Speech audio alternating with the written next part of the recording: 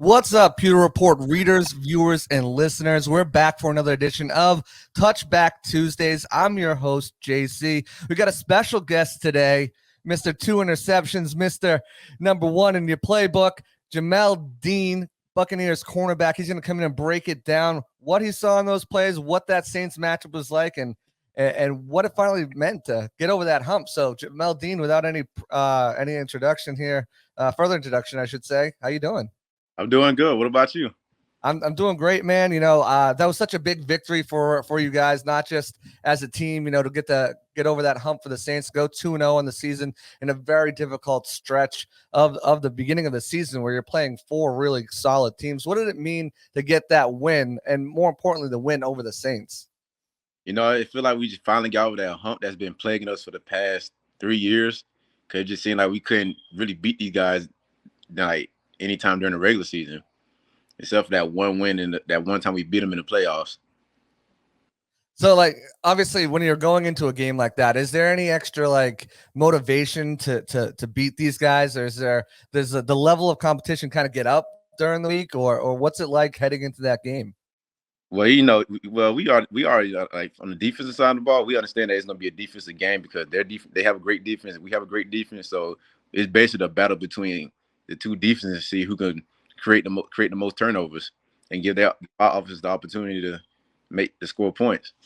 And obviously that was you guys in this matchup finally getting over that hump after 7 straight losses. But the defense is off to a very, very hot start. What have you seen from the defense? Obviously going back to training camp, preseason, the pieces that were brought in, the pieces that were here growing in the system. What does it mean to see the defense perform like this, just holding opponents to just 13 points through 2 games?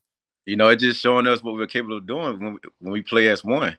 So, we got to always just continue trusting one another and understand that everybody's going to do their job and don't worry about doing the next man's job. Is there anything different with this defensive scheme from previous years that Todd Bowles has kind of shifted or anything like that you've noticed? It's still the same system. I feel like we just maturing. We just maturing now. So everybody's got a good understanding of what to expect in each call that Todd Bowles make. And then we starting to see like when we actually do our job and be in the right position, we able to make more plays. Now, communication was something that's been hugely talked about throughout the offseason from you guys. You brought in a couple new veterans in there as well with Logan Ryan and Keanu Neal. How has that been assimilating everyone together into that defensive secondary? So you just bring in guys who's well experienced, who made plays, and then also played in the Super Bowl.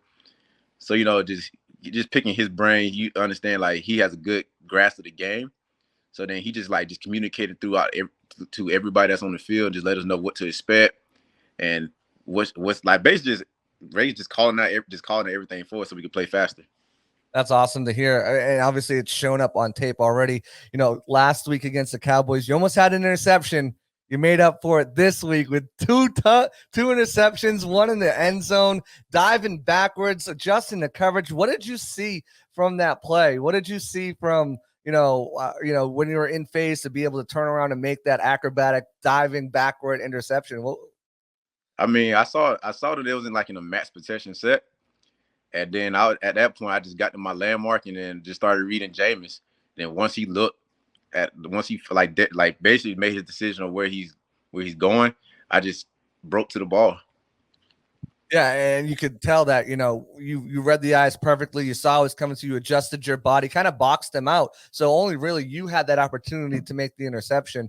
And it wasn't your only one. You also had that second interception on Jameis Winston as well, this time chucking the deuces up. And those picks really turned the momentum of the game. Obviously, there was a scuffle between Mike Evans and Marshawn Lattimore and others who kind of brought that out too. But in this interception, what did you see from Jameis to make this pick? And this was a diving forward interception that you just kind of plucked up before it hit the ground.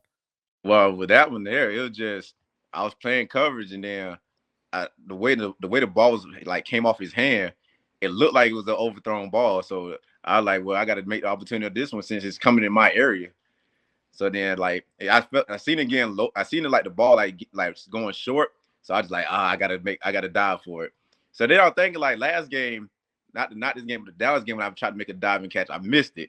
So right. I was like, no way I miss it again. Right, and you did it, and then you got up and you. What was your mindset when you got up with it? Where you're like, I got to take this as far as am I taking this to the house right now, or? I'm just saying like I got opportunity to run with the football now. But then once I saw like their officer got pursuing, and I was like, yeah, let me just not take this hit.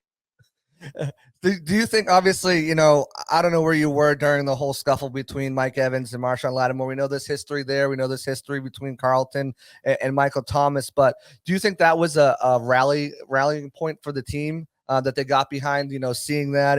And then it kind of, I mean, the defense was playing on point before then. But do you think that upped your level of, all right, let's go out there and let's end this game now? I mean, it didn't really like bother me. I just stuck to my game plan and just keeping my composure because like most players, you don't want to get too emotional in the game that you can't really think the game and play at the same time. So I just kept my composure and just continue playing to just let the game come to me. And letting the game to you is something that you've been doing for a while now. Obviously, you almost had the interception against Dallas, had 2 in this game, which was awesome to see. But you're in a contract year as well. How much is that in the back of your mind? Like, all right, I've got to go out there and make plays. Are you thinking about it? Or you're just like, I'm just going to go out and do me. What is that? What is that weigh in the back of your mind when you're out there? Well, I control what I can control, and then just going to like this past off season, I was telling myself like, man, I'm coming into my last year of my contract, so let me just play like as if this could be my last year ever playing football. Because a second contract is not always guaranteed. So you just got to make the most of it make the most of it. So when you're done playing the game, you got something that you can look back on for memory. And throughout training camp, obviously there was somewhat of a battle there between you and Sean Murphy Bunting. He received most of the first team reps throughout all of training camp and in the preseason game, but you were named the starter. What does that mean to you that they're like that they saw enough from you last season that they were giving someone else an opportunity, but knew they had you there? Did you take it as some sort of slight? Did you take it as some sort of extra motivation that you weren't receiving reps? And obviously, it's paid off dividends with 2 interceptions, a couple pass breakups, and some big hits too. I got to bring those up after this. But I mean, I just came in knowing with the mindset I was already motivated going into training camp, and then I'm just like, well, I'm just gonna control what I can control. So I'm gonna just let my play just determine everything. So then the coaches felt like I started. I kind of had a great training camp, so they just gave me the opportunity to become the starter. And like I said, I mentioned those big hits, and you've definitely deserved that starting role. Especially, I know emphasis was to get your hands on the ball this season, right? That's the biggest thing for that group. I think Devin White mentioned 30 takeaways is something that you guys want to get at least minimum. And you've been able to do that. You've been able to take 2 interceptions. Mike Edwards had one. We had another one last week by Antoine Winfield Jr. But you've also been laying the lumber. Talking to me about the running game, the run support, and coming up and smacking guys when they're making the balls. We saw it a little bit last year. What does it mean for you to be that much of an all-around guy that you're a positive in run support and you're delivering these big hits? Well, it just shows that I'm a balanced guy. So like, cause most time when the team realizes a corner is not willing to tackle, they're gonna keep running the ball your way. So, Right. to prevent that from happening, I just get involved. Yeah, I mean, get involved. You do. I mean, you've laid out some big hits in the past 2 games, and not just the past 2 games, last year as well. I just want to ask you real quick. I don't know if you saw them. I don't know, but Devin White had some comments post game about Jameis Winston saying, if they put enough pressure, if they got enough, later in the game that he knew that he'd make some bad mistakes. What were your thoughts on those comments? Do you kind of share that opinion? Obviously, playing with Jameis. Now playing against him, did you know if you just kind of waited it out, that there might be the opportunity for you guys to get some turnovers from him? Yeah, I just feel like about like just really any game really, because quarterback's not going to be accurate every throw. Like, because when you're under pressure, man, eventually you're gonna have like one hiccup. Right. So then once you realize that it's 1 or 2 hiccups, you got to make the most of it. So like, I guess Jameis, he was real responsible with the ball for the majority of the game, and then I guess he just decided like he wanted he wanted to make the big plays. Cause like they haven't scored a touchdown, just like our offense haven't scored. So it's just like, well, we understand that whoever scores first most likely gonna win the game. So I guess he made a guy impatient. He just wanting the big play. Yeah, and you're turnover has really sparked that Bucks offense. They've the Brashad Perriman with the touchdown, then Suck Up with the field goal. Before you know it, you guys are up 13-0, and then Mike Edwards comes in with a big pick six, getting everybody involved there. And now the game's out of hand at 20-10, and they really can't get back into it.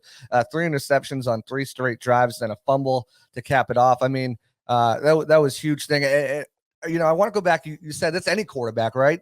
You fluster a quarterback anytime they can make mistakes. Well, the guy you're playing next was the MVP last year, but he's made some mistakes too, particularly against you. Back in 2020, you had a nice pick off of him.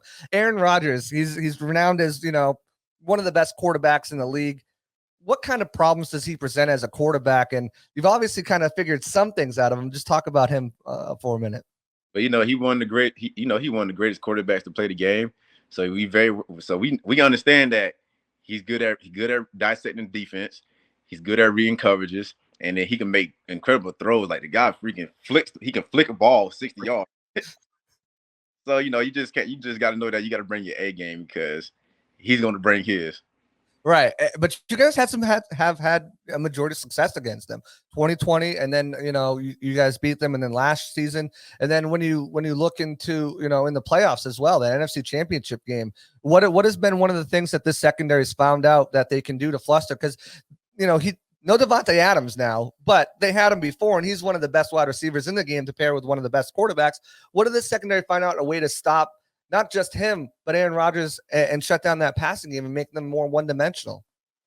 You just gotta just take away what they want to do, or what they're good at, and just make them like take alternative routes to try to win the game. And then also you gotta pressure the quarterback. Right. That's huge. And Shaq Barrett so far doing a fine job of that. Top 5 in pressures so far, and Devin White getting after with 3 sacks. But there's some new wide receivers. Like I said, Davante Adams isn't there anymore. They still have Randall Cobb. They still have Alan Lazard. They've added Sammy Watkins as well. I don't know how far you are into preparation or if you've taken a sneak peek, but what have you seen out of those guys, as well as some of the young guys like Christian Watson and Romeo Doubs? They all have the ability to make plays, so you can't take any receiver lightly, because at any moment they can have an impact in the game. So you can't go into the game just thinking like, oh well, we just gonna roll over these guys. No, you gotta play the game. Right, and you've had experience going up with Sammy Watkins in the past, when he was with the Chiefs. That's probably going to be the matchup because of your speed and his speed. Most likely, you'll find himself probably matched up with him fast on fast there. What have you seen specifically out of him as a wide receiver that, can present problems, and then, that you've seen that you can maybe take away some of those, eliminate some of that? Well, I still have to prepare into the week to figure that out. So, but I mean, just based off of past experience, he has the speed to make separation. He can make incredible catches. He's strong at the catch point, and then he also run good routes. Right. So all those things combined, first home game though. First home game. How excited you are to get back in front of the crew and back in front of these fans and give them something to cheer about at home. Man, it felt like we've been on the road forever since really the right. second game. So it's finally exciting to actually have a home game and just enjoy the fans, the weather. So I'm just looking forward to the first home game to see, especially with going against. It's great on great. Right. You got 2 of the top quarterbacks in the game, 2 really tough defenses. Another tough defensive battle to play out here. Obviously, dealing with some injuries on the offensive side for both teams, but it should be a fantastic game. Jamel, I want to thank you so much for taking some time here. I do want to end this note on this show on a fun note, though. Why don't you tell the fans something about you that they might not know, like a fun fact? What's something that most people won't know about Jamel Dean? That I'm learning the second language. Oh, what language are you learning? I'm learning Spanish. Para. I don't know Spanish. I can't say. Can you say go Bucks in Spanish? Sometimes they say Dale Bucks or Vamos. Okay. It depends on which one you choose. Awesome. And also you got a trucking company as well, right? Talk to us about that a little bit. What's going on with that? So the trucking company is DMASID, Damasit Trucking. So we started doing deliveries back in April. So now I got one truck right now just to get it filled out, but I got plans of growing it try to get like a truck each year. So as of right now, we just doing pound only loads because I'm still just figuring out how things work. And then I'm gonna incorporate, maybe get my own trailer soon, so I can start like doing like long. Well, we do long haulage power only, but now that you have your own trailer, it can be consistent. So you're doing like, it's like trucking, like cross country trucking. Like, yeah. Oh, that's awesome. That's awesome. There's good money in that. I know that for sure. You'll have your own fleet soon. Well, Jamel Dean, again, I want to thank you. Don't make a scene, guys. We got Jamel Dean on here. 2 interceptions. Had a heck of a game. More coming up for him. I'm sure he's been absolutely stellar the last couple of years and just continuing to grow as a player. And it's been awesome to watch his ascension. But again, I want to thank you so much for coming on, man. I appreciate you having me. All right. With that being said, we're out of here.